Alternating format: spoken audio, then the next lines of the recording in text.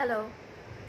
பொதுவாகவே எல்லாரும் என்ன சொல்லுவாங்க, ஒரு பொண்ணோட மனசு ஒரு பொண்ணுக்கு தெரியும், இதே நீ ஒரு பொண்ணாக இருந்தீங்கன்னா உனக்கு புரிஞ்சிருக்கும். அதே மாதிரி ஏதாவது பெயின் அப்படின்னா கூட எனக்கு இருக்க வலி வந்து நம்ம ஒரு வேளை ஒரு பையன்கிட்ட ஒரு ஆப்போசிட் ஜெண்டர்கிட்ட பேசிகிட்டு இருக்கோம் அப்படின்னா, இதே ஒரு பொண்ணாக இருந்தால் என்ன வந்து இது என்னன்னு அவளுக்கு தெரிஞ்சிருக்கும் அப்படின்னு சொல்லி நிறைய விஷயங்கள் வந்து நம்ம வந்து நான் ஒரு பொண்ணு நீ ஒரு பொண்ணாக இருந்தா அப்படின்ற மாதிரி ரிலேட் பண்ணுவோம். ஆனால் மெயினாக நிறைய இடத்துல ஒரு பொண்ணு இன்னொரு பொண்ணுக்கு சப்போர்ட்டாக இருக்காளா அப்படின்னு சொன்னால் கண்டிப்பாக கிடையாது. அவங்க தான் அதிகமாக பொறாமப்பட்டு, அவங்க தான் அதிகமாக சண்டை போட்டு இந்த மாதிரியான விஷயங்கள் நடக்குது.